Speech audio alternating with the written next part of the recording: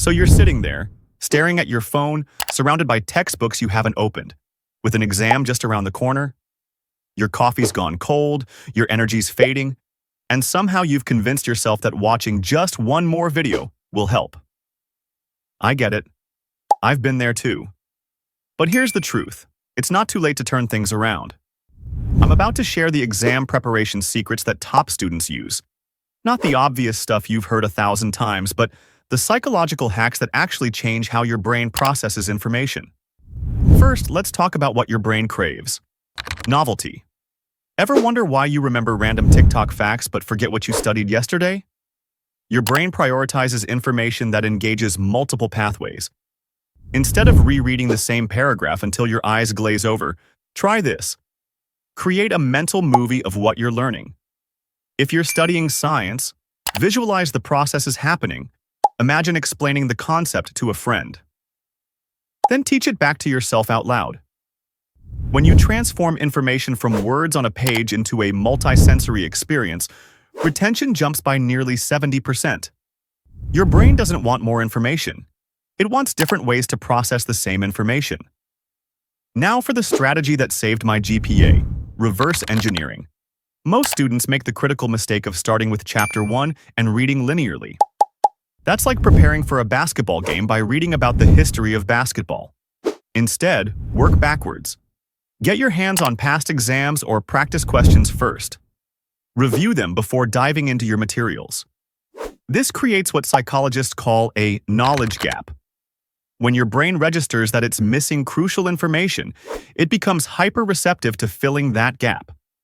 Then when you do study, you're targeting exactly what you need to know. Your brain is now primed to grab onto that information like it's the last slice of pizza at a party. Let's address the elephant in the room. Your memory isn't permanent storage, it's more like a leaky bucket.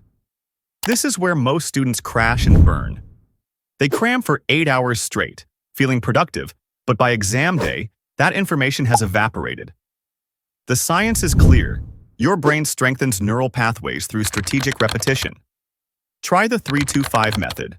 Study intensely for 25 minutes, then immediately test yourself. Review again 2 days later, then 5 days after that. Each time you recall information just as you're about to forget it, you're literally rewiring your neural pathways. This is why that song you haven't heard in years can still play perfectly in your mind. Your brain encountered it multiple times across different contexts. But let's be honest, sometimes the issue isn't your study technique. It's getting started in the first place. The psychological barrier to studying is real. Your brain is wired to avoid difficult tasks in favor of immediate gratification. The solution? Manipulate your environment to make studying the path of least resistance. Put your phone in another room, not just on silent, physically separated from you. Set up your study space the night before so when you wake up, everything is ready. And use the 2-minute rule. Tell yourself you'll study for just 2 minutes.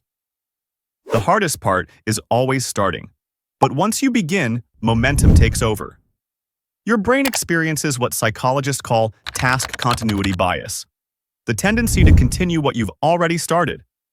The difference between average students and top performers isn't intelligence, it's strategic preparation.